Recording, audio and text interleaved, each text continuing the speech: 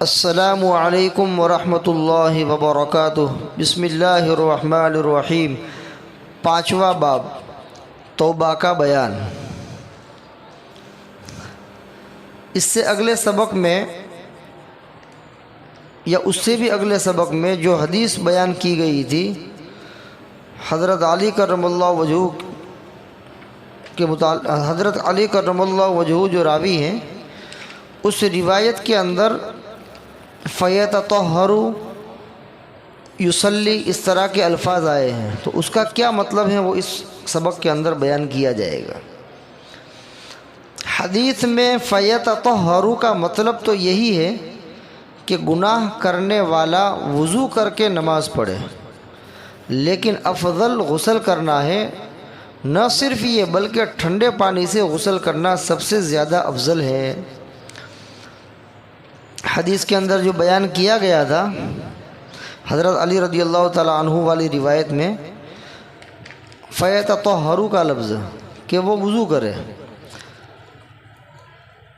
تو اس میں گناہ سے توبہ کرنے والے آدمی کے لیے، جو آدمی جس سے گناہ صادر ہو گیا، اب وہ توبہ کرنا چاہتا ہے تو وہ کیا کرے؟ تو وضو کرے، اور غسل کرنا افضل ہے۔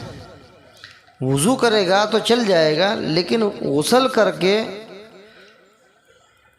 توبہ کرنے سے پہلے غسل کرنا یہ افضل ہے، بلکہ ٹھنڈے پانی سے غسل کرنا یہ سب سے زیادہ افضل ہے۔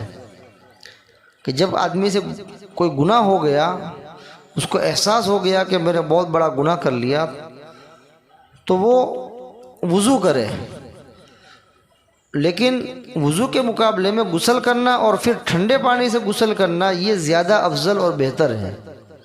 اس کے بعد پھر وہ 2 رکعت صلاۃ التوبہ پڑھ کر کے اللہ سے خوب معافی مانگے۔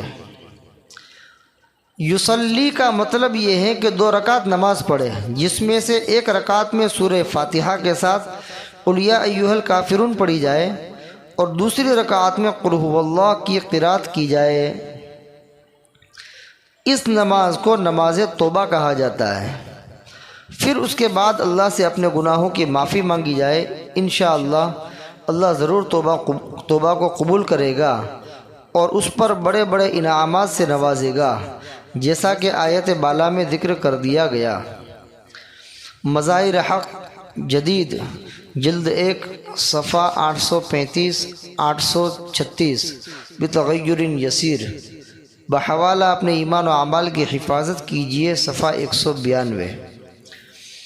یصلی کا مطلب سمجھایا ہے کہ 2 رکعت نماز پڑھے، پہلی رکعت میں سورہ فاتحہ کے بعد قل یا ایھا الکافرون پڑھے، اور دوسری رکعت میں سورہ فاتحہ کے بعد سورہ اخلاص یعنی قل ھو اللہ احد والی سورت پڑھے۔